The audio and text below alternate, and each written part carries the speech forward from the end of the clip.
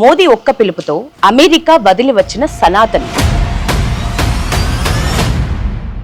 ధర్మ రక్షణ కోసం ధైర్యంగా నిలబడుతున్న the dynamic lady Mounika Sunkara garu. జై శ్రీరామ్. జై శ్రీరామ్.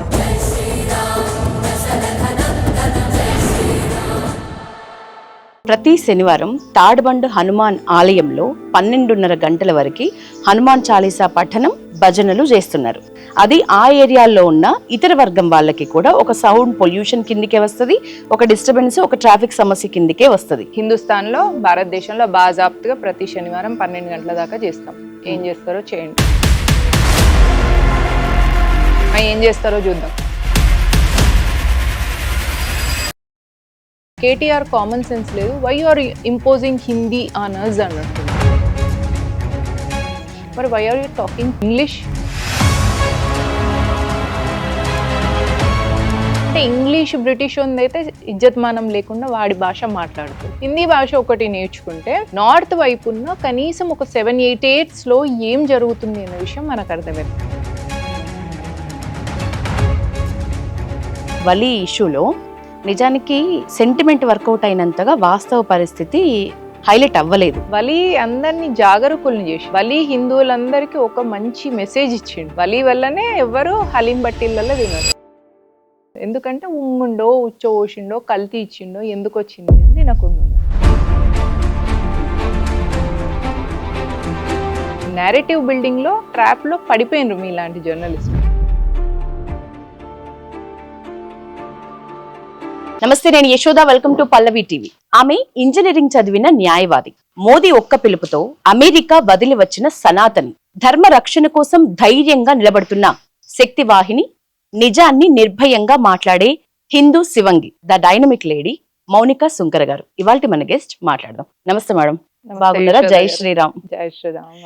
మీరు ఎలా ఉన్నారు? థ్యాంక్ యూ, బాగున్నాను madam. Thank you for being such a generous compliment. Madam, నిజానికి ఈ రోజు ఎంపీ అసదుద్దీన్ ఒక మంచి హాట్ కామెంట్ చేసినారు. ఏంటంటే హిందువులకి ముస్లింలు దగ్గర ఏ వస్తువులు కొనొద్దు గాని అరబ్ దేశాలు, ముస్లిం కంట్రీస్ అమ్మే చమురు మాత్రం కావాలా, అదెందుకు కొంటున్నారు అనేది క్వశ్చన్.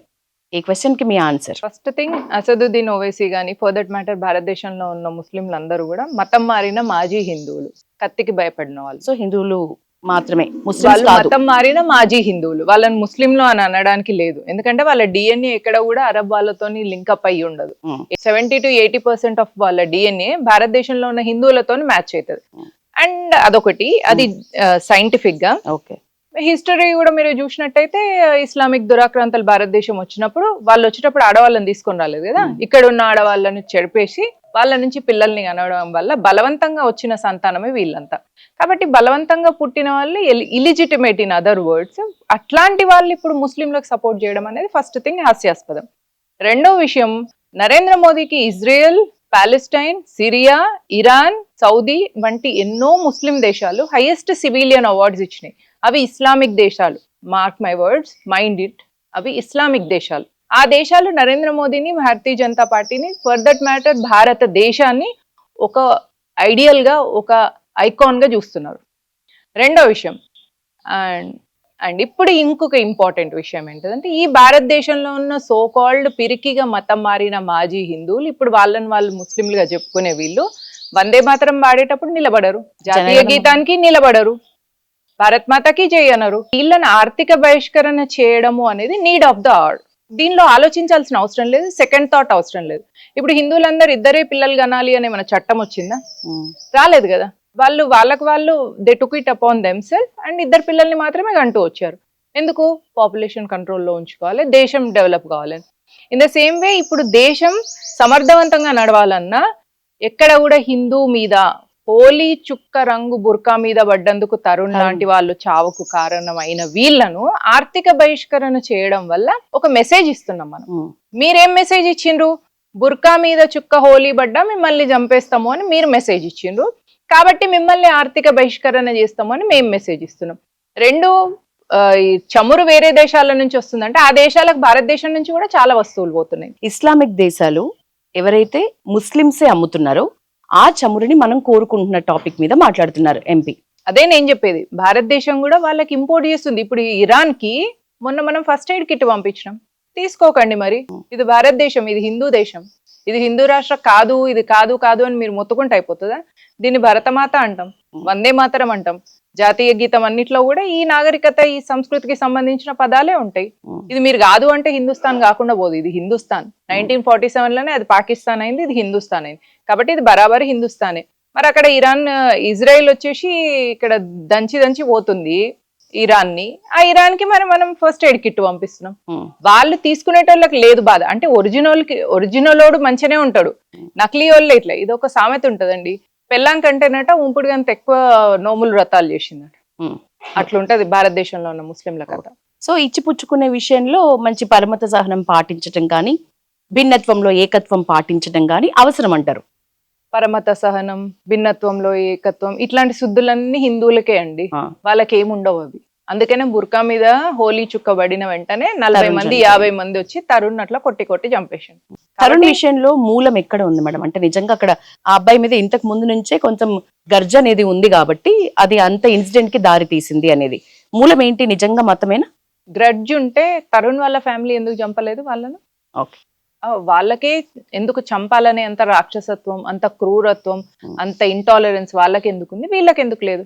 ఎందుకంటే సహజంగా హిందూకి అంత ఇంటాలరెంట్ గా అంత క్రూయల్ మైండ్ సెట్ ఉండదు. అది కరెక్టా కాదా? ఇది ఏంటిదంటే శత్రుబోధ అనేది ఉంటది. ఓకే, అది ముస్లిమ్స్ క్రిస్టియన్స్ కి శత్రుబోధ అనేది ఉంటది. మీరు ఆ బైబిల్ తీసుకోండి, ఖురాన్ తీసుకోండి, వాటిలలో నాన్ ముస్లిమ్స్ ని భూమి మీద బతకనియొద్దు అని చెప్పేదే వాళ్ళ వర్సెస్ ఉంటాయి.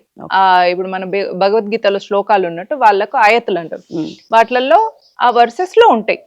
ఈవెన్ ఫర్ దట్ మ్యాటర్ బైబిల్లో కూడా మీరు చూడండి, నాన్ క్రిస్టియన్స్ ని బిలీవర్స్ ని చంపేస్తే తప్పలేదు అని ఉంటది. కాబట్టి అదే పని చేసిండ్రు వాళ్ళు తరుణ్ విషయంలో. హిందువులకు లేదు, హిందువులు ఇప్పుడు నేర్చుకోవాలి. మొదటి స్టెప్ నేర్చుకునే దాంట్లో ఆర్థిక బహిష్కరణ. ముస్లింల దగ్గర ఏమి కొనొద్దు ఒకటి. 2, వాడు ఉమ్ముతాడు, ఉచ్చవోస్తాడు, పిల్లలు కాకుండా మందులు వేస్తాడు. భారతదేశంలో ఉన్న హిందువుల్లో ఇప్పుడు ఇన్ఫర్టిలిటీ ఉండడానికి కారణం ముస్లింల దగ్గర కొనుక్కొని తినడం వల్ల. అయినా మేము కొనుక్క తింటాం, మాకు ఇజ్జతు మానము సిగ్గు శరము లేదు అని అంటే తినండి. మీరు ఇక్కడే ఒక పాయింట్ చెప్పండి. దురంధర్ మూవీ గురించి మీరు వెంటనే ఒక రీల్ చేసినారు, నేను విన్నా. అందులో ఏదైతే ఒక చెల్లి చనిపోతే ఇంట్లో అన్నలు ఎట్లా ఉండాలి, ఎట్లా ప్రవర్తించాలి అనే విషయం గురించి మాట్లాడుతూ మీరు మన తల్లిదండ్రులు ఎవరైతే హిందూ తల్లిదండ్రులు ఉంటారో పిల్లల్ని ఎంత చాతగానే దద్దమ్మలుగా పెంచుతున్నారు. ఒక చెల్లి చనిపోతే వాడు ఆ ఇంటి మీద మొత్తం దాడి చేసి కుటుంబాన్ని లేపేసే విధంగా ఉండాలి అనే మెసేజ్ ఒకటి మీరు ఇచ్చినారు అని నాకు అర్థమైంది. మరి మన ధర్మం గాని, మన సనాతన గాని, మీరు చెప్తున్న భగవద్గీత శ్లోకాలు గాని ఇది నేర్పవు కదా? మహాభారత యుద్ధంలో ఏం చేసినండి? హోలీ ఆడుకున్నారు. దేంతో హోలీ ఆడి? సరే హోలీ ఆడి, రక్తంతో ఆడింది. రక్తంతో హోలీ ఆడితే దాన్ని యుద్ధం అనే అంట. అదే చేయాలి. చెల్లెను లవ్ జిహాద్ చేస్తే ఆ అమ్మాయి ఇష్టపూర్వకంగా పోదు. అవును, అక్కడ కొన్ని బ్లాక్ మ్యాజిక్స్ జరిగినాయి. కొంచెం ఆ అమ్మాయికి మందు పెట్టడం అనేది ఉంది. ఇప్పుడు మరుగు మందు, నల్ల మందు, బ్లాక్ మ్యాజిక్ ఇవన్నిటిని మేము నమ్మము అనేవాళ్ళు. మీరు ఇంట్లో తల్లిదండ్రులకు పిండం పెట్టకండి, మీరు దైవానికి ప్రసాదం నైవేద్యం కూడా పెట్టకండి, తిన్నారు కదా అవి కూడా నమ్మకండి, ఏది నమ్మకండి, అట్లా నన్ను ఉండండి. అటు ఇటు కాకుండా ఉండకండి. మీరు దేవుడికి నైవేద్యం పెడతారు, ఆ ప్రసాదం మీరు తయారు చేసింది ఆ రోజు నైవేద్యం పెట్టిన రోజు ఎక్కువ టేస్ట్గా ఉంటుంది. ఎందుకంటే దాన్ని దేవతలు స్వీకరించినప్పుడు దానికి టేస్ట్ వస్తుంది. మీరు చేయడం వల్ల టేస్ట్ వచ్చేది ఉంటే ప్రతిసారి అదే టేస్ట్ రావాలి కదా, రాదెందుకు? అది దేవతలు స్వీకరించినప్పుడు ఆ టేస్ట్ వస్తుంది. అట్లనే ఒక దుష్ట శక్తులు ఉంటాయి. ఇప్పుడు వెలుతురు ఉన్నప్పుడు చీకటి ఉంటది, సహజం. అట్లనే దైవతా శక్తులు ఉన్నప్పుడు దుష్ట శక్తులు కూడా ఉంటాయి. ఆ దుష్ట శక్తులతోనే ఆ నల్ల మందులు తయారు చేసి ఆడపిల్లలకు పెట్టడం వల్ల వీళ్ళు వాళ్ళ మాయలో పడి వశీకరణం అయిపోయి ఈ అమ్మాయిలు ముస్లిం అబ్బాయిలను పెళ్లిళ్ళు చేసుకుంటున్నారే తప్ప వీళ్ళంతట వీళ్ళు ఇష్టపడి చేసుకుంటలేరు. అది నేను ఘంటాపదంగా చెప్తున్నా. ఒకవేళ మీ చెల్లి అట్లా తప్పిపోయి ఒక ముస్లిం చేతిలో పడిపోయిందంటే అది బాధపడుతుంది. అక్కడ మీరు వెళ్ళి ఒకసారి మాట్లాడండి, తెలుసుకోండి. ఏ అమ్మాయి అయినా ముస్లిం అబ్బాయిని చేసుకున్న తర్వాత 2-3 నెలలకు ఒకసారి కాల్ చేసి ఏడుస్తూ ఉంటుంది. ఏడ్చిన తర్వాత వాళ్ళు మళ్ళీ మందు పెడతారు అన్నట్టు. అంటే మందు పవర్ తగ్గిన వెంటనే మళ్ళీ పెడతారు. ఆ లోపల తగ్గినప్పుడు ఇది పిచ్చి పిచ్చి చేసినప్పుడు కాల్ చేస్తారు అనమాట. కాల్ చేసి అమ్మకు కాల్ చేసి ఏడవడం ఇట్లాంటివి చేస్తారు. అప్పుడు ఎందుకు సైలెంట్గా ఉంటున్నారు? కొడుకుంటే కొడుకు పోయి ఆ ఇల్లంతా మొత్తం కాలబెట్టి అందరినీ నరికి రావాలి. తండ్రి ఉంటే తండ్రి పోయి చేసి రావాలి. ఏం మొగోళ్ళు కదా, ఉప్పు కారం తింటలేరా? మీ అమ్మాయి కదా, మీకు ఒక 2 కళ్ళు ఉన్నాయి, ఒక కన్నుని పొడిచింది అనుకో, నేను చిన్నప్పటి నుంచి ఒంటి కన్నుతోనే పుట్టినా అని అనుకుంటారా? మరి తల్లిదండ్రులు ఎందుకు అట్లా? ఒక అమ్మాయి వెళ్ళిపోయింది అనుకోండి, నాకు 2 పిల్లలు ఉంటే ఒకటే పుట్టిన్నాను అనుకుంటా, నాకు అసలు ఆడపిల్ల పుట్టనే లేదనుకుంటా, ఏంది స్టేట్మెంట్స్? రివెంజ్ తీసుకోవడము, యాక్షన్ కి రియాక్షన్ ఇవ్వడము అనేది మనిషి సహజ లక్షణం. అది ఎందుకు దాని నుంచి దూరం పోతున్నారు అంటే, ఎందుకంత పిరికి పందల్లాగా జీవిస్తున్నారు. రోషం పౌరుషం లేకుండా, అభిమానం స్వాభిమానం లేకుండా, దేనికోసం బ్రతుకుతున్నాం అనే సోయి లేకుండా, అట్లీస్ట్ మన ఫ్యామిలీలో ఉన్న వాళ్ళకి మీరు న్యాయం చేయనప్పుడు మీరు దేశం ధర్మం అనే గొప్ప గొప్ప వాటికి ఏం చేయగలరు? వాటి కోసం ఏం నిలబడరు, వాటి కోసం ఏం నిలబడగలరు? మీరు నిలబడాలి అంటే ముందు ఫ్యామిలీ కోసం నిలబడండి. ప్రతి సంవత్సరం 8 లక్షల మంది హిందూ ఆడపిల్లలు పోతున్నారు. ఒక అమ్మాయి అటు పోయింది అంటే ఆడ పోయి 3 పిల్లల్ని కంటది, వాళ్ళు బలవంతంగా 3 కనిపిస్తారు. అంటే ఈ 8 లక్షలు ప్లస్ 3 అంటే 24 లక్షలు ప్లస్ 8 లక్షల అమ్మాయిలు. అదే అమ్మాయి ఇక్కడ ఉంటే ఆ 8 లక్షల మంది ఆడపిల్లలు 2 మంది పిల్లల్ని కంటే ఇక్కడ 16 లక్షలు 8 లక్షలు. అంటే ఇక్కడ మన సంఖ్య తగ్గుతుంది, అక్కడ సంఖ్య పెరుగుతుంది. దాని తర్వాత ఆఫ్ఘనిస్తాన్ పాకిస్తాన్ అవ్వడానికి ఎక్కువ టైం పట్టదు కదా. మరి ఇంత సోయి లేకుండా, ఇంత క్లారిటీ లేకుండా, ఇంత చెప్పినా కూడా వినకుండా మేము వాళ్ళ దగ్గర కొనుక్కొని తింటాం అని అంటే తినండి. కానీ ఎవరు హిందువులు ఇప్పుడు తినే పరిస్థితుల్లో లేరు, వాళ్ళ దగ్గర కొనుక్కుంటలేరు. మొన్న కూడా మనం చూసినాం హలీం బట్టీలన్నీ ఖాళీగా ఉన్నాయి. ఎందుకంటే వాళ్ళు ఉమ్ముతారు, ఉచ్చబోస్తారు, అందులో మన పిల్లలు కాకుండా మందులు వేస్తున్నారు. సో భారతదేశంలో ఉన్న హిందువులందరి ఇన్ఫర్టిలిటీకి కారణం ముస్లింల దగ్గర కొనుక్కొని తినడం. కాబట్టి 100% వాళ్ళను ఆర్థిక బహిష్కరణ చేయాలి. వాళ్ళ దగ్గర ఏం కొనుక్కోవద్దు. కొన్నిసార్లు వాళ్ళు అని తెలియదు, యూపీఐ కోడ్ లో చూస్తే వాళ్ళ పేరు వస్తుంది, అది స్కాన్ చేసిన తర్వాత వాడు ముస్లిం అని తెలిస్తే పక్క షాప్కి వెళ్ళి కొనుక్కోవచ్చు. ఇదివరకు మన ఇంటికి ఒక చాకలి, ఇంటికి ఒక మంగలి, ఇంటికి ఒక ఇట్లా మన కుల వృత్తులు అందరూ ఉండేవాళ్ళు. అట్లా ఒక గ్రూప్ ని ఫామ్ చేసుకోండి. మీరు అరటిపళ్ళు ఒక దగ్గర కొనుక్కుంటే వాళ్ళ దగ్గరనే కొనుక్కోండి, కిరాణం షాప్ లో ఒకరి దగ్గర కొనుక్కుంటే వాళ్ళ దగ్గరనే కొనుక్కోండి. దాంతో ఏమైపోతే ఆత్మ సంబంధం వెళ్తుంది, మీకు ఒక సోషల్ సర్కిల్ కూడా వస్తుంది. వాళ్ళని మీ ఇంట్లో ఫంక్షన్స్ అయినప్పుడు ఇన్వైట్ చేసుకోండి, వాళ్ళ ఇంట్లో ఫంక్షన్లు అయినప్పుడు మీరు వెళ్ళండి. ఏ కులం అయితే అన్ని కులాలు మనం ఒక హిందూగా మీరు ఈ జన్మలో బ్రాహ్మణుగా పుడతారు, ఒక జన్మలో మాదిగా పుడతారు, ఒక జన్మలో కమ్మ పుడతారు, ఒక జన్మలో కాపు పుడతారు. అన్ని కులాలు కలిపి ఒక్కొక్క కులం నుంచి ఒక్కొక్క లైఫ్ లెసన్ నేర్చుకుంటూ మనము ఎన్నో జన్మలలో అన్ని కులాలలో మన జన్మ ఉంటుంది. కాబట్టి ఈ కులం తక్కువ, ఆ కులం తక్కువ అనే ఆలోచన నుంచి బయటకు వచ్చి మీరు పండ్లు కొనుక్కునే ఒక వ్యక్తి దగ్గర కొనుక్కోండి, ఆ వ్యక్తితో మీరు ఫ్యామిలీ ఫ్రెండ్స్ అయిపోండి. ఒక కూరగాయలు కొనుక్కునే వ్యక్తి దగ్గర అతనితో ఫ్యామిలీ ఫ్రెండ్ అయిపోండి, ఎప్పుడు అతని దగ్గరే కొనుక్కోండి. కొద్ది రోజుల తర్వాత మీరు కాల్ చేసి చెప్తే కూడా కూరగాయలు తీసుకొచ్చేస్తారు. అట్లాంటి ర్యాపో ఫామ్ చేసుకోండి. ఎందుకట్లా ఎవరు లేనట్టుగా అనాథగా డిప్రెస్డ్ గా అట్లాంటి లైఫ్ ఎందుకు లీడ్ చేయం? కొంచెం ఓపెన్ అప్ అయిపోండి, ఓపెన్ అప్ అయిపోయి సొసైటీతో మింగిల్ అవ్వండి. That is what it is.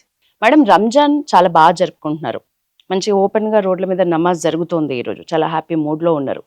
ముస్లిం సోదరులందరికీ రంజాన్ శుభాకాంక్షలు. ఎవరైతే ఇప్పుడు ట్రాఫిక్ సమస్య అని, ఎవరైతే సౌండ్ పొల్యూషన్ అని కామెంట్ చేస్తున్నారో వాళ్ళకి సంబంధించి ఏమని చెప్తారు ఈ రంజాన్ పండుగ నేపథ్యంలో? వెరీ ఫస్ట్ థింగ్, మీరు ముస్లింలకు రంజాన్ శుభాకాంక్షలు అంటే సరిపోతుంది, ముస్లిం సోదరులకు రంజాన్ శుభాకాంక్షలు అవసరం లేదు. ఇది మీడియా బ్రెయిన్ వాష్ చేసింది. ఇట్లా వాళ్ళని అంత అపీజ్ చేయాల్సిన అవసరం ఏముంది? ఎందుకు? ముస్లింలకు రంజాన్ శుభాకాంక్షలు చాలు అంతే. వాడు కనీసం మనకు చెప్పడు కదా. ఇప్పుడు అక్బరుద్దీన్, అసదుద్దీన్ ఎట్లా చెప్తారు? హిందువులకు శుభాకాంక్షలు అని చెప్తాడు కావచ్చు, అసలు చెప్పరు.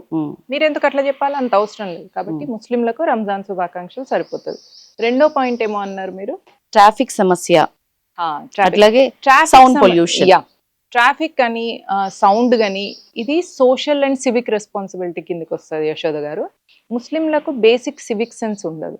మీరు మొన్న ఒకటి యూట్యూబ్లో ఒకటి చూసిన, వాళ్ళు రోజా ఇప్పడం కోసం నేషనల్ హైవేలో సైడ్కి బండి ఆపుకొని ఆడ చెద్దరు కప్పుకొని కూర్చొని రోజా ఇప్పుతున్నారు 6 గంటలకు హైవేలో. సో ఇది సోషల్ సివిక్ రెస్పాన్సిబిలిటీ లేని ఒక సెట్ ఆఫ్ పీపుల్ వీళ్ళు. అందుకే రోడ్డు మీద కూడా చూడండి, 3 పోతారు, క్రాస్ అవ్వకుండా పోతారు, రోడ్లన్నీ ఎక్స్ప్లాయిట్ చేస్తారు. మొన్న గంగా నదిలో కూడా ఇఫ్తార్ తినుకుంటే ఆ గంగలో తిన్న బొక్కలేసారు చికెన్. అయితే వీళ్ళు ప్రకృతిని కాపాడాలి అనే సోయి ఉండదు, వీళ్ళు ప్రకృతిని ఎంజాయ్ చేయాలి అనే సోయి ఉండదు. ఇప్పుడు వైఫ్ ని 2 మెథడ్స్ లో మనం డీల్ చేయొచ్చు. You can treat her like an Angel, you can treat her like an అరే నా ఇంటి గృహలక్ష్మి అని అనుకోవచ్చు, లేదా నాకు ప్లెజర్ ఇవ్వడం కోసం ఉన్న ఒక ఎక్విప్మెంట్, ఒక ఐటమ్ అని కూడా అనుకోవచ్చు. సో వీళ్ళది ఎట్లా అంటే ప్రకృతిని వీళ్ళు ఎక్స్ప్లాయిట్ చేయడం కోసం, నేను ఎంజాయ్ చేయడం కోసం ప్రకృతి అల్లా నాకు ఇచ్చిండు అనేది ఖురాన్ వర్సెస్ లో వాళ్ళకి అట్లా చెప్తారు. కాబట్టి వాళ్ళకు సివిక్ సెన్స్ ఉండదు, పొల్యూషన్ చేయకూడదు అనే సోయి ఉండదు. గంగలో ఇఫ్తార్ దీన్ని అందులో అవి వేస్తుంటారు. అరే పక్కన వేరే ఒక మతం ఉన్నది, వాళ్ళు దీన్ని పవిత్రంగా భావిస్తారు, అందులో స్నానం చేస్తారు, దాన్ని పవిత్రంగా ఫీల్ అవుతారు, కాబట్టి దీనిలో ఎందుకు ఇట్లా ఎంగిల్ బొక్కలు వేయాలి అనే సోయి ఉండదు అనమాట. ఈ మిగతా వాళ్ళ మనోభావాలు దెబ్బతీయడం కోసమే వాళ్ళ నిరంతరంగా ప్రతి యాక్టివిటీ ఉంటుంది. సో అది వాళ్ళ సివిక్ సెన్స్ లేకపోవడం, పొల్యూషన్ చేయడం అనేది వాళ్ళ నేచర్. కాబట్టి దాన్ని ఎట్లా మనం డీల్ చేయాలి అంటే, యోగి లాంటి సీఎం ప్రతి రాష్ట్రంలో ఉంటే అప్పుడు పరిత్రాణాయ సాధూనాం జరుగుతుంది. మేడం, ఇప్పుడు మనోభావాల గురించి మాట్లాడినారు. ప్రతి శనివారం తాడ్బండ్ హనుమాన్ ఆలయంలో 12:30 గంటల వరకు హనుమాన్ చాలీసా పఠనం, భజనలు చేస్తున్నారు. అది ఆ ఏరియాల్లో ఉన్న ఇతర వర్గం వాళ్ళకి కూడా ఒక సౌండ్ పొల్యూషన్ కిందికే వస్తుంది, ఒక డిస్టర్బెన్స్, ఒక ట్రాఫిక్ సమస్య కిందికే వస్తుంది. దీనికి ఏమని సమర్థించుకోవచ్చు? ఆఫ్ఘనిస్తాన్ లో భజన చేయరాదు, బంగ్లాదేశ్ లో భజన చేయరాదు హిందువులు, పాకిస్తాన్ లో భజన చేయరాదు. కాబట్టి హిందుస్థాన్ లో, భారతదేశంలో బాజాప్తుగా ప్రతి శనివారం 12 గంటల దాకా చేస్తాం. ఏం చేస్తారో చేయండి, అంతే. ఏం చేస్తారు చూద్దామా, ఏం చేస్తారో చూద్దాం రండి. ఇదే ఆన్సర్ దానికి. మరి మన పిల్లల పెంపకం విధానం గురించి మాట్లాడుకుంటే, ఇప్పుడు ముస్లిమ్స్ అనగానే చిన్న పిల్లోడు కూడా ఒక గొడవ జరిగితే అక్కడ ఉన్నది ఎవరు అని చూస్తారు తప్ప సమస్య ఏంటి, తప్పు ఎవరిది అని చూడకుండా యూనిటీ అనేది చూపిస్తారు. మన దాంట్లో ఆ యూనిటీ లేదు కాబట్టి, మనకు మనం కలుపుకోము కాబట్టి ఈ పరిస్థితి అని మీరు మాట్లాడతారు. ఎప్పటికైనా కూడా హిందువులు ఏకం కావాలి, కుల మతాలకు, భాషలకు, ప్రాంతాలకు అతీతంగా అనేది మీ వర్డ్. నిజంగా అది సాధ్యమా? ఒక వీధిలో ఒక గొడవ అయినప్పుడు, ఒక ముస్లింతో ఏదైనా గొడవ అయితే అతనికి 100 మంది వస్తారు, హిందూ అయితే ఎవరు రారు అని మీరు అన్నారు కదా. దాని ప్రకారంగానే అసలు ముస్లింలు అనేవాళ్ళు కత్తికి భయపడి మతం మారిన పిరికి హిందువులు. ఒకసారి హిందూ కత్తి చేత పట్టిన, కర్ర పట్టుకున్న 100 మంది ఉరుకుతారు. మీకు ఎందుకు తెలుస్తలేదంటే హిందూ ఇంకా కత్తి గాని కర్ర గాని చేత పట్టుకోవట్లేదు. ఒకసారి పట్టుకుంటే వీళ్ళందరూ పోతారు. 2, కుల మతాలు ప్రాంత భాష కాదు, కుల ప్రాంత భాషకు అతీతంగా మాత్రమే హిందూ, మతానికి అతీతంగా హిందువు కాదు. కుల మతాలకు అతీతంగా అనేది రాంగ్ స్టేట్మెంట్స్ టోటలీ. అది ఎవ్వరు ఫాలో గారు, హిందువులు ఫాలో అసలే అవ్వద్దు. ఎందుకంటే ఏవైనా ఇప్పుడు మనకు ఇద్దరే పిల్లలు కనాలి అని చెప్పి గవర్నమెంట్ ఏమైనా రూల్ పెట్టిందా? పెట్టలేదు, జీవోదేలేదు. Hindu they took it upon themselves. అట్లనే మతాలకు అతీతంగా మానవత్వం అనేది కూడా హిందువులు తీసుకుంటున్నారు, they are taking it upon themselves. అట్లా తీసుకోవద్దు. మతాలకు అతీతంగా మనం హిందువులుగా ఉండాలి అనుకుంటే 800 సంవత్సరాలు మన మీద జరిగింది మత ఆధారంగా దాడి కదా. ఛత్రపతి శివాజీ కొడుకుని ఔరంగజేబ్ సంభాజీని ఎట్లా చంపిండు? చిత్రవద చేసి చంపిండు. అది చరిత్ర. సినిమా చూస్తే మీకు సినిమాతోని ఈ మధ్య తెలిసింది. సినిమా చూడకుండా చరిత్ర ఉన్న వాళ్ళకి, హిస్టోరియన్స్ అందరికి ఎప్పుడో తెలుసు. రాణి పద్మావతి జోహర్ ఎందుకు చేసుకుంది? ఎందుకంటే ఖిల్జీ ఆమెను ఆక్యుపై చేస్తాడు, ఆమె కోటను ఆమెను ఆక్యుపై చేస్తాడు. కాబట్టి శవాన్ని కూడా వాళ్ళు చెరిచే రకాలు కాబట్టి శవం కూడా కాలిపోయి ఉండాలన్న ఉద్దేశంగానే ఆమె అట్లా కాల్చుకుంది. లేదంటే సింపుల్ గా చనిపోవచ్చు కదా, ఏదో పాయిజన్ ఏదైనా మింగి. కానీ ఎందుకు కాల్చుకుంది? వాళ్ళు శవాలను కూడా వదిలిపెట్టారు. నా శవాన్ని కూడా నువ్వు ముట్టుకోవద్దు అన్న ఉద్దేశంలో ఆమె కాలి బూడిద చేసుకుంది. అది కదా మన స్వాభిమానం, అది మన పూర్వీకులు మనకిచ్చిన లెగసీ. ఆ లెగసీ ప్రకారంగా మనము ముస్లింల కంటే కూడా ఉత్తమ స్థితిలో ఉన్నాం. ఎందుకంటే మతం మారిన వాళ్ళంతా మాజీ పిరికి హిందువులు కదా. సో ఇప్పుడు భారతదేశంలో ఉన్న ముస్లింలు మతం మారిన పిరికి హిందువులు, భారతదేశంలో ఉన్న క్రిస్టియన్లు ఆకలి తట్టుకోలేక బియ్యం బస్తా అయ్యంగానే జనార్దన్ కాస్త జాన్సన్ అయిపోయింది. కాబట్టి వీళ్ళకంటే మనం ఉత్తమ స్థితిలో ఉన్నాం.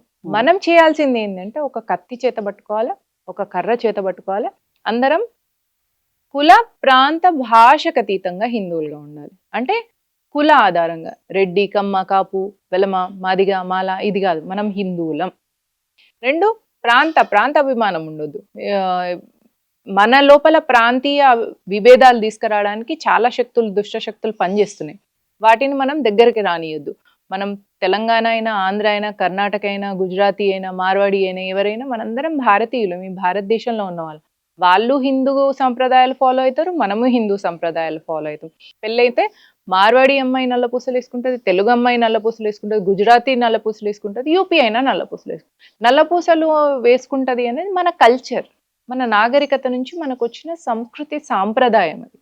కాబట్టి మనము ప్రాంత ఆధారంగా మనల్ని విడదీయాలని చూసినప్పుడు మనం అర్థం చేసుకోవాలి మనల్ని విడదీసే ప్లాన్ ఇది. భాష ఆధారంగా కూడా కేటీఆర్ కామన్ సెన్స్ లేదు. Why are imposing Hindi on us అన్నట్టున్నాడు. మరి why are you talking English అంటే ఇంగ్లీష్ బ్రిటిష్ అయితే ఇజ్జత్మానం లేకుండా వాడి భాష మాట్లాడతావు.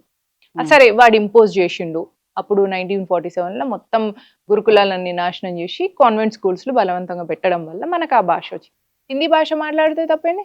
హిందీ భాష ఒకటి నేర్చుకుంటే నార్త్ వైపు ఉన్న కనీసం ఒక 7-8 స్టేట్స్ లో ఏం జరుగుతుంది అన్న విషయం మనకు అర్థమవుతుంది. పాయింట్ 1. పాయింట్ 2, దేశ ప్రధాని 7-8 రాష్ట్రాల ప్రజలను అడ్రస్ చేయాలన్నా తెలుగు వాళ్ళ కోసం తెలుగు నేర్చుకొని, కన్నడ వాళ్ళ కోసం కన్నడ నేర్చుకోవాలి, తమిళ వాళ్ళ కోసం తమిళ్ నేర్చుకోవాలి, కేరళ కోసం మలయాళం నేర్చుకోవాలి.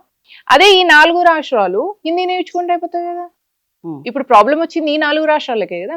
మళ్ళీ తెలుగు వచ్చినోడికి కన్నడ రాదు, తమిళ్ రాదు, మలయాళం రాదు. ఆ మలయాళం మాట్లాడేటోడికి ఈ 3 భాషలు రావు. ఇక తమిళనాడు అయితే మూర్ఖులకే మూర్ఖులు వాళ్ళు తమిళ్ ఇంగ్లీష్ మాట్లాడతారు కానీ వేరే ఏ భాష మాట్లాడరు. కనీసం తమిళనాడులో 40-50% తెలుగు వాళ్ళు ఉంటారు, తెలుగు అక్కడ మాట్లాడరు.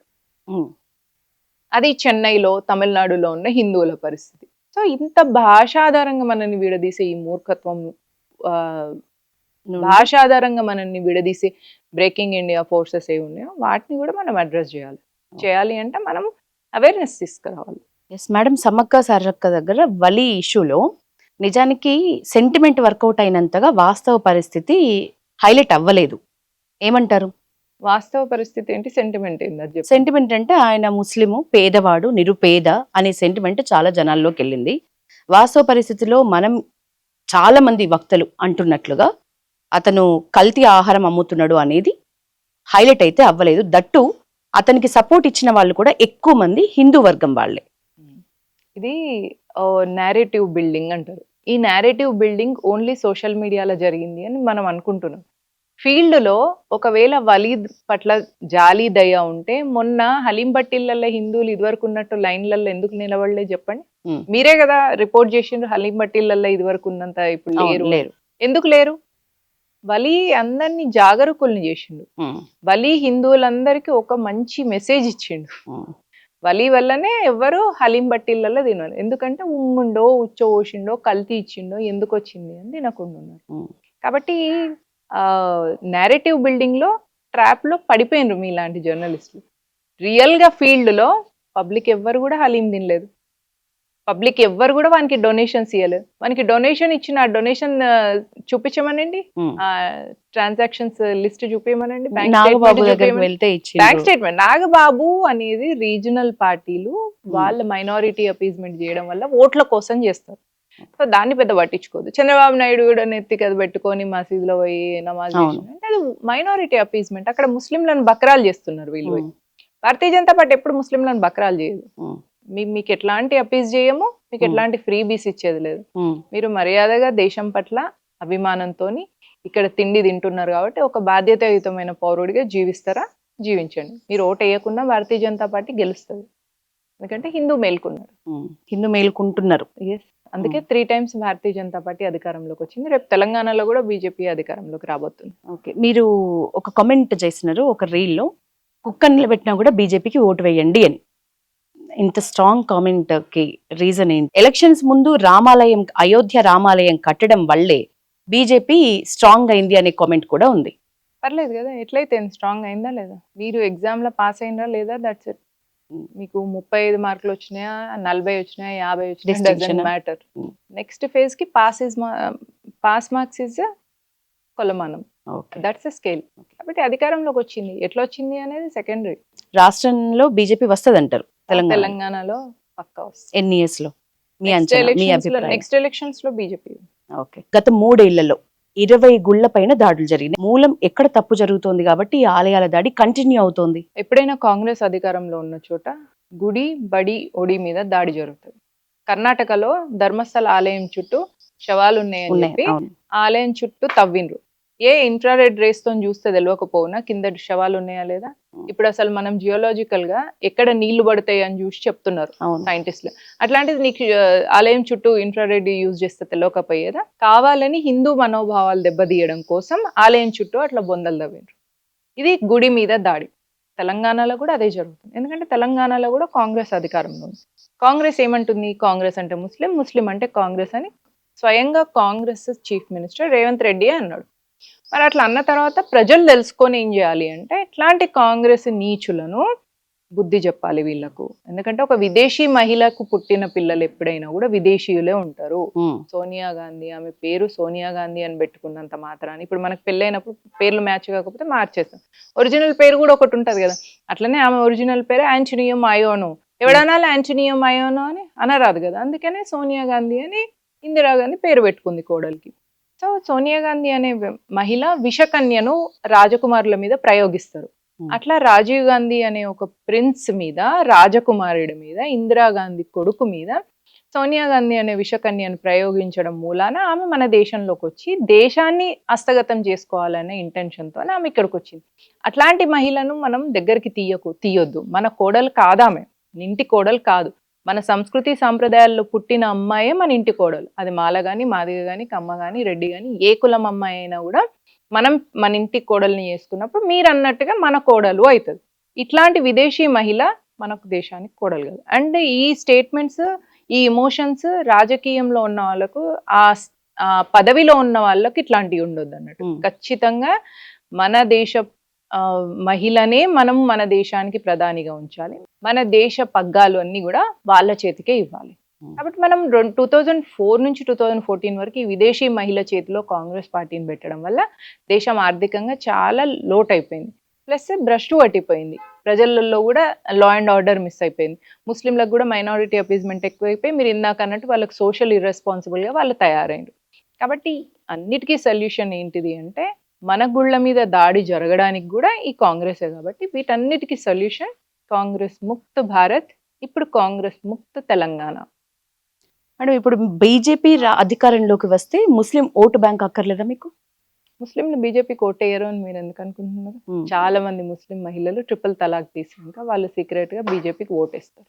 సో బీజేపీకి ముస్లిం ఓటు బ్యాంక్ స్ట్రాంగ్ గానే ఉంది.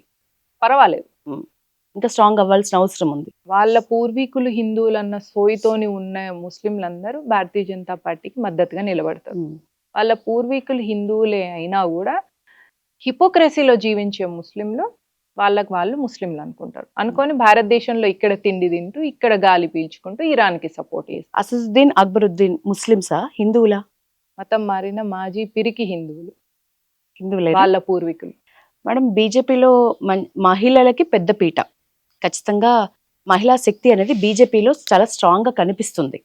కేంద్రంలో, రాష్ట్రంలో ఎట్లా ఉంది పరిస్థితి మీ అభిప్రాయం ప్రకారం? ఇప్పుడు నెక్స్ట్ ఎలక్షన్స్ లో మీకు దాని క్లియర్ గా కనిపిస్తుంది. ఇప్పుడు వరకు ఓన్లీ థియరిటికల్ గా ఉంది, అప్పుడు ప్రాక్టికల్ గా తెలుస్తుంది. బీజేపీకి ప్రధానం దేశం. ఓకే, భారతదేశం ముందు, అన్నిటికంటే ముందు దేశం. నరేంద్ర మోదీ ఏ విషయంలో సైలెంట్ గా ఉన్నా, నరేంద్ర మోదీ ఏ విషయంలోనన్నా వైలెంట్ గా ఉన్నా, నరేంద్ర మోదీ ఏ డిప్లొమాటిక్ యాక్టివిటీ చేసినా వాటన్నిటికీ వెనక ఏంటిది నడిపిస్తున్న డ్రైవింగ్ ఫోర్స్ ఏంటిదంటే నేషన్ ఫస్ట్. కాబట్టి భారతీయ జనతా పార్టీ సిద్ధాంతం ఈ దేశం, ఈ ధర్మం, ఈ నాగరికత. ఈ ఐడియాలజీ కోసం పాలిటిక్స్ లోకి వచ్చింది భారతీయ జనతా పార్టీ. పాలిటిక్స్ అనేది భారతీయ జనతా పార్టీ ఐడియాలజీ కాదు. రీజనల్ పార్టీస్ ఉన్నాయి అనుకోండి, వాళ్ళ ఎజెండా, వాళ్ళ ఐడియాలజీ ఓన్లీ పాలిటిక్స్. వాళ్ళకేం ఐడియాలజీ ఉండదు, ఓన్లీ పాలిటిక్స్. మేము పాలిటిక్స్లోకి వచ్చింది ఐడియాలజీని కాపాడడం కోసం. ఆ ఐడియాలజీ దేశం, ధర్మం, ఈ నాగరికత, ఈ సంస్కృతి, ఈ సాంప్రదాయాలు. మనం ఐక్యతను కోల్పోయినాం కాబట్టి ఆఫ్ఘనిస్తాన్ని కోల్పోయినాం. అదే ఐక్యతను మళ్ళీ 1947లో కోల్పోయినాం కాబట్టి పాకిస్తాన్ని కోల్పోయినాం. అదే ఐక్యతను మళ్ళీ మనం కోల్పోయినాం కాబట్టి బంగ్లాదేశ్ని వదులుకున్నాం. ఇప్పుడు ఐక్యతతో ఉండడం వల్ల కాశ్మీర్ని కాపాడుకోగలుగుతున్నాం. ఇప్పుడు కాశ్మీర్లో మనకు థ్రెట్ ఉంది, కేరళలో థ్రెట్ ఉంది, వెస్ట్ బెంగాల్లో థ్రెట్ ఉంది. ఈ మూడింటిని మనము కంట్రోల్ చేయగలగాలి అంటే హిందువులందరూ యునైటెడ్గా ఉండి భారతీయ జనతా పార్టీకి ఓటేయాలి. అక్కడ ఎవరు నిలబడ్డరు అనేది అవసరం లేదు. కమలం పువ్వు మాత్రమే మన సిద్ధాంతం, కమలం పువ్వు మాత్రమే మన గుర్తు. అది ఎవరన్నా కానీ, మొన్న 2023 ఎలక్షన్స్ అప్పుడు కూడా కమలం పువ్వు మన గుర్తు, నరేంద్ర మోదీ మన అభ్యర్థి అనే దానిలో వెళ్ళినాం కాబట్టి తెలంగాణలో 8 ఎంపీలు వచ్చినాయి. అంటే భారతీయ జనతా పార్టీ మాత్రమే మన దేశ రక్షణ, భారతీయ జనతా పార్టీ మాత్రమే మన ధర్మ రక్షణ, భారతీయ జనతా పార్టీ మాత్రమే ప్రతి హిందువుకి రక్ష. శ్రీరామ రక్ష. మనం భారతీయ జనతా పార్టీ అధికారంలో ఉంది కాబట్టే రామ జన్మభూమిని కట్టుకోగలిగినాం. 500 సంవత్సరాల కింద డిస్ప్యూట్ అది. అవును. మళ్ళీ మనం కాశ్మీర్ని కూడా మనం సేఫ్ చేసుకోగలిగినాం.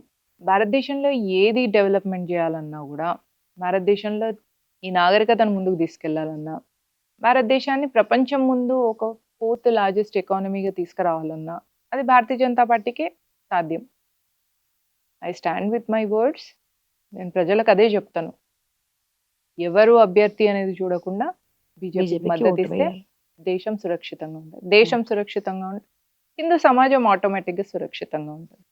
మేడం, లవ్ జిహాద్, ల్యాండ్ జిహాద్, ఇప్పుడు లేటెస్ట్ గా జిమ్ జిహాద్ అనేది నడుస్తుంది.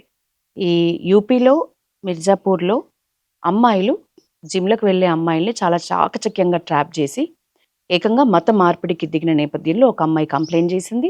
తర్వాత 40 నుంచి 50 మంది అమ్మాయిల అశ్లీల వీడియోలు కానీ కొన్ని ఫోటోలు కానీ బయటకు వచ్చినాయి. లవ్ జిహాద్, ల్యాండ్ జిహాద్, పాపులేషన్ పెంచడం వల్ల పాపులేషన్ జిహాద్, తూక్ జిహాద్, తినే వాటిలలో ఉమ్మి పంచడం, ఇంకొకటి ఇన్ఫర్టిలిటీ జిహాద్, అంటే మన హిందువులకు పంచే ఆహారాలలో పిల్లలు కాకుండా వాటిలలో మెడిసిన్స్ వేసి పంచడం. కాబట్టి ఈ జిహాద్లో అన్ని ఫీల్డ్స్లలో ఉంది. ఈ ఈవెన్ రైల్వే స్టేషన్లో కూడా ఉంది. వక్ఫ్ అంటే ఏంటిదండి? వక్ఫ్ జిహాదే కదా. అవును.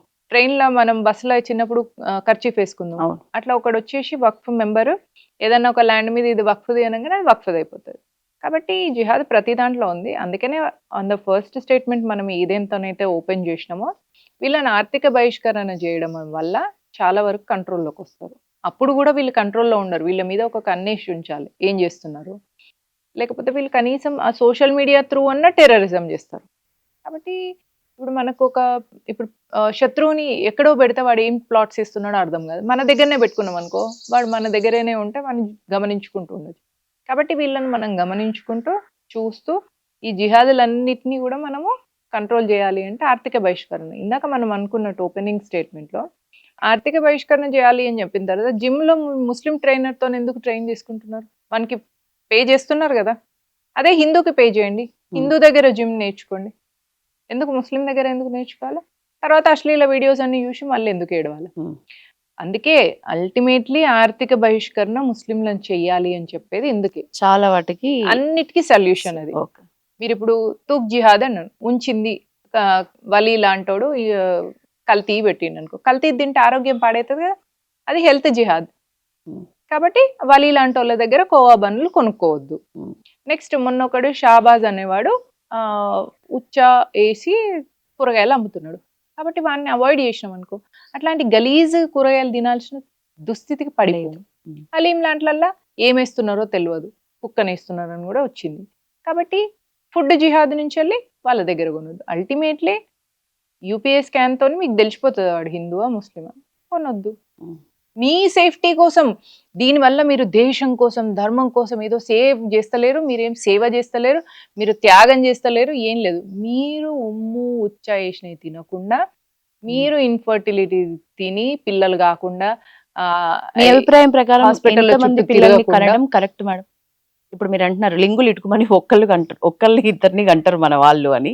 మరి అట్లా కనకుండా నిజానికి ఎంతమంది సంతానం ఉండాలి ఒక హిందూకి అని మీ అభిప్రాయం? ప్రతి హిందూకి 3 పిల్లలు ఉన్నారు. మోహన్జీ భాగవత్ అదే చెప్పారు.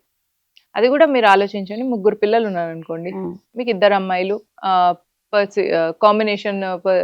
Permutation combination. మోహన్జీ భాగవత్ గారు కూడా అదే చెప్పారు, 3 పిల్లలు ఉండాలి. మీరు పర్మిటేషన్ కాంబినేషన్ లో చూస్తే 3 పిల్లలు అంటే 2 అమ్మాయిలు 1 అబ్బాయి, లేదా 2 అబ్బాయిలు 1 అమ్మాయి ఉన్నారు. 1 అమ్మాయి 1 అబ్బాయి మీరు ఉంచుకోండి, ఒకరిని దేశానికి ఇవ్వండి, ధర్మానికి ఇవ్వండి. మీరు మీ బిడ్డని ధర్మానికి దేశానికి ఇవ్వాలంటే RSS లో జాయిన్ చేయండి, ఆర్మీలో జాయిన్ చేయండి. వాళ్ళకి చిన్నప్పటి నుంచి అవి నేర్పించండి. ఒక బిడ్డను దేశం ధర్మం కోసం ఇచ్చినాక ఆ తృప్తి వేరేలా ఉంటుంది. ఇవ్వండి. కాబట్టి 3 కనాలి, 2 మనం ఉంచుకుందాం, ఒకరిని దేశానికి. అది అమ్మాయి కానీ అబ్బాయి కానీ ప్రస్తుత జనరేషన్ యువతకి, ఈ జెన్ జీ ఏదైతే ఉందో ఆ యువతకి మీరు ఇచ్చే ఒక మంచి మెసేజ్ అంటే ఏమై ఉంటుంది? మగపిల్లలందరినీ బజరంగ్ దళ్ కార్యకర్తలుగా అవ్వాలని చెప్తాను నేను. ఆడపిల్లలందరినీ మీ నాన్నకి ఇష్టమైన అబ్బాయిని మాత్రమే పెళ్లి చేసుకోవాలి అని చెప్తాను. మీ నాన్న అప్రూవ్ చేసిన అబ్బాయిని పెళ్లి చేసుకుంటే, అది ఏ కులం అబ్బాయి అయినా కూడా మీ నాన్న ఒప్పుకున్నాడు అంటే మీ లైఫ్ బాగుంటుంది. తల్లిదండ్రులు ఉసురు పోసుకొని పెళ్లిళ్ళు చేసుకోవద్దు ఆడపిల్లలు. ఉమ్. మగపిల్లలు ఖచ్చితంగా బజరంగ్ దళ్ కార్యకర్తలు అయి ఉండాలి. ఇందాక మీరు చెప్పినట్టు ప్రతి శనివారం 12 గంటల దాకా డీజే పెట్టి భజన చేసి దాన్ని భజన్ జామింగ్, భజన్ క్లబ్బింగ్ అంటున్నారు. కాబట్టి అట్లాంటి వాటిలలో జాయిన్ అయ్యి ప్రతి అబ్బాయి కూడా ఉండాలి. మేడం, మీ నుదుటిన ఆ శివాజీ తిలకం. శైవం, వైష్ణవం, శాక్తేయం. శైవం అంటే అడ్డబొట్టు, వైష్ణవం అంటే నిలువుబొట్టు. నిలువుబొట్టు. అట్లనే శాక్తేయం అమ్మవారిది చంద్రవంక. మీరు భద్రకాళి అమ్మవారి అవును. టెంపుల్లో చూడండి, అమ్మవారికి నుదుటన చంద్రవంక ఉంటుంది. చంద్రాకారంలో చంద్రవంక. ఇది ప్రతి అమ్మాయి పెట్టుకోవాలి. మీ బాల్యం ఎక్కడ జరిగింది? మొత్తం మీరు పుట్టడం కానీ మీ ఎడ్యుకేషన్ కానీ. అమ్మమ్మ వాళ్ళది వరంగల్ అండి. ఇందాక చెప్పిన భద్రకాళి అమ్మవారి టెంపుల్ దగ్గరనే హాస్పిటల్లో మా అమ్మ జన్మనిచ్చింది. వరంగల్ అమ్మమ్మ వాళ్ళది, జమ్మికుంట కరీంనగర్ నాయనమ్మ వాళ్ళది. బార్న్ అండ్ బాటప్ అంతా కరీంనగర్లో. కరీంనగర్లో స్కూలింగ్ వాణినికేతన్ అనే స్కూల్లో, ఆల్ ఫోర్స్ అని ఫేమస్ స్కూల్, అందులో +2 ఇంటర్ చదివాను. ఆల్ ఫోర్స్ అని ఫేమస్ ఇంటర్ కాలేజ్, అందులో ఇంటర్ చేసిన తర్వాత ఇంజనీరింగ్ JNTU, LLB వచ్చి శాతవాహన యూనివర్సిటీ కరీంనగర్ మళ్ళీ. దాని తర్వాత ఐ లెఫ్ట్ ఫర్ అమెరికా. అక్కడ ఇంజనీరింగ్ తర్వాత ఆటోమేటిక్గా డాలర్ డ్రీమ్స్ తోని మిడిల్ క్లాస్ వాళ్ళం మనం అమెరికాలకే వెళ్తాం కదా, ఇల్లు కొనుక్కుంటే EMIకి ఈజీగా ఉంటుంది. అట్లా US వెళ్ళాను. మోదీ అక్కడ 2015 ఆయన మేమున్న ఏరియాకి వచ్చినప్పుడు ట్రాఫిక్ జామ్ అయింది ఫస్ట్ టైం. నేను అప్పటి వరకు 6 years ఉన్నా అక్కడ ఎప్పుడు ట్రాఫిక్ జామ్ చూడలేదు. ఆయన వస్తే అది ఒకలాంటి షేక్ అయిపోయింది, అమెరికా మొత్తం షేక్ అయింది. అంతకుముందు మన్మోహన్ సింగ్ వచ్చి వెళ్ళినప్పుడు అసహ్యంగా అనిపించింది, నేను ఈ దేశంలో ఐ బిలాంగ్ టు ఇండియా, ఎందుకు నేను US సిటిజన్షిప్ తీసుకుంటే ఈ దేశంలో ఉంటా అనిపించింది. మోదీ వచ్చి వెళ్ళిన తర్వాత అరే ఆ దేశంలో ఒక్క పూట జొన్న రొట్టె తిని ఉన్నా మంచిదే, ఈ దేశంకి వచ్చి నేను ఎందుకు ఉంటున్నా, నేను వెళ్ళిపోతా అనిపించింది. That is the shift. అది మన్మోహన్ సింగ్ గారికి ఉన్న నరేంద్ర మోదీకి ఉన్న డిఫరెన్స్. కాబట్టి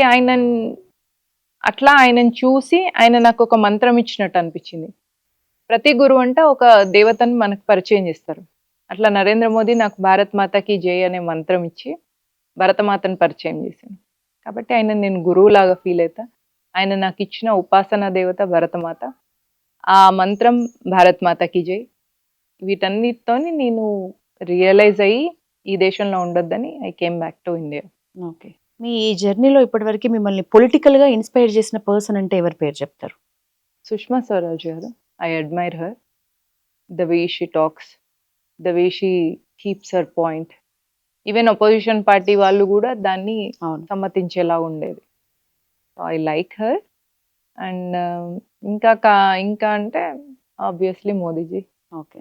యోగి యాజ్ ఒక స్పిరిచువల్ లీడర్గా అనిపిస్తారు. ఆయన కూడా ఒక మోదీ లాంటి చరిష్మాటిక్ పర్సన్. పొలిటికల్గా నేను ఎంటర్ అవ్వాలని కానీ, పొలిటికల్లో ఒక అంబిషన్ తీసుకొని కానీ నేను భారత్కి తిరిగి రాలేదు.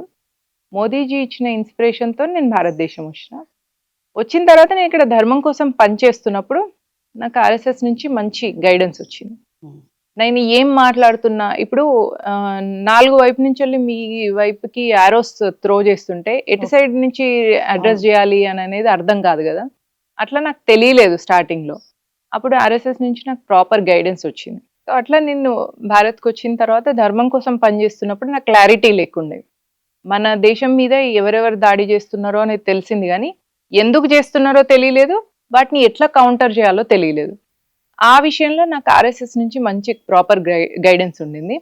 వాళ్ళ గైడెన్స్ ఎట్లా ఉంది అంటే, ఇప్పుడు నేను మీరు మాట్లాడుతుంటే మీరు ఇంటర్వ్యూ తీసుకోవాలని మీరు అనుకోవడం కానీ, నా షార్ట్స్ వీడియోస్ వైరల్ అవ్వడం కానీ, వాటన్నిటికీ ఆ గైడెన్స్ త్రూనే నడుస్తుంది. ఎప్పటి నుంచి అయితే సంఘ నుంచి వెళ్ళి నాకు సంఘ లిటరేచర్ అర్థమైందో అప్పటి నుంచి నాకు మన ధర్మం పట్ల, మన దేశం పట్ల మనం ఎట్లాంటి బాధ్యతతో ఉండాలి, ఎట్లాంటి స్పృహతో ఉండాలి, ఎట్లాంటి దృక్పథంతో ఉండాలి అనే విషయం నాకు సంఘ నుంచి తెలిసింది. ఆ సంఘ లిటరేచర్ నా లైఫ్లో మన దేశం పట్ల ఎక్కువ ప్రభావాన్ని తీసుకొచ్చింది. ఇప్పుడు ధర్మం ఆధ్యాత్మికత కంటే కూడా దేశం పట్లనే ఎక్కువ ప్రేమ ఉంది. మౌనిక సుంకర గారు మోడర్న్ గా ఎప్పుడు ఉండరా? కట్టు బొట్టు ఎప్పుడు ఇట్లనే ఉంటారా? ఎప్పుడైనా అవసరమైతే లేకపోతే విదేశాలకు వెళ్ళినప్పుడు మోడర్న్ విమెన్ లాగా కనిపిస్తారా? బాబు పుట్టక ముందు నేను మోడర్న్ గానే ఉండేదాన్ని. పిల్లలు పుట్టిన తర్వాత మనం లావ్ అయిపోతాం కదా. ప్లస్ 40 వచ్చిన తర్వాత ఈ మెనోపాజిట్ అయినాక తిన్నా వెయిట్ పుట్ ఆన్ అవుతుంది, బాడీ వాటర్ రిటెన్షన్. కాబట్టి అవి వేసుకుంటే అసహ్యంగా ఉంటాం కాబట్టి. ఓకే. ఒక హ్యాపీ డే అంటే ఏంటి మేడం ఇప్పటి వరకు మీ లైఫ్ లో? చాలా ఉన్నాయండి happy days. Like when I met my husband before my marriage, and when we got married, మా marriage day, when I had children, ఇట్లా చాలా ఉన్నాయి. And when I met Narendra Modiji, ఆయన కళ్ళతో చూసినప్పుడు, దట్స్ అ గ్రేట్ డే. ఒక ఆవిడ ఆమె తన లైఫ్లో ఉన్న ప్రాబ్లమ్స్కి సూసైడ్ చేసుకోవాలని అనే థాట్లో ఉన్నట. నా వీడియోస్ చూసి ఆమె సూసైడల్ థాట్ పక్కన పెట్టి, అరే ఈమె దేశం కోసం ఇంత పనిచేస్తుంది, మన దేశంలో ఎన్ని ప్రాబ్లమ్స్ ఉన్నప్పుడు నా ప్రాబ్లం చాలా చిన్నది అని ఆమె సూసైడ్ పక్కన పెట్టేసి లైఫ్ని రీస్టార్ట్ చేసిందట. That is a wonderful thing to hear. ఆ రోజు కూడా నేను I felt very happy. Madam, Dhurandhar movie గురించి కాంగ్రెస్ నాయకురాలు కన్నడ సినీ నటి రమ్య ఒక కామెంట్ చేసినారు, ఇది ఒక time waste money waste cinema, నాకు నిద్ర వచ్చింది అన్నారు. దురంధర్ అనేది స్పై లైఫ్ ఎట్లుంటది అని చెప్పడానికి వచ్చిన సినిమా. కాంగ్రెస్ పార్టీలో భారతీయ జనతా పార్టీ స్పై ఒకతను 7 సంవత్సరాల నుంచి పనిచేస్తున్నాడు. అతని పేరు రాహుల్ గాంధీ. అతని వల్లనే భారతీయ జనతా పార్టీ అధికారంలోకి వచ్చింది. కాబట్టి ఈమె నిద్రపోవడం తప్ప వేరే పని చేయకుండా ఉండడమే ఉత్తమం. Thank you so much madam, చాలా మంచి విషయాలు మాట్లాడినారు. అట్లాగే మెయిన్ ఏంటంటే ఇప్పుడున్న జనరేషన్ ఏం ఆలోచించాలి, ఎట్లా ఆలోచించాలి, ఏదైనా ఎటువైపు నుంచే ఈ జిహాదీలు మన చుట్టుముట్టే అవకాశం ఉంది, సో ఎట్లా మనం బయటపడాలి అనే టాపిక్స్లో చాలా మంచి సజెషన్స్ ఇచ్చినారు. Thank you Yashoda, thank you so much for having me on your show. Thank you madam.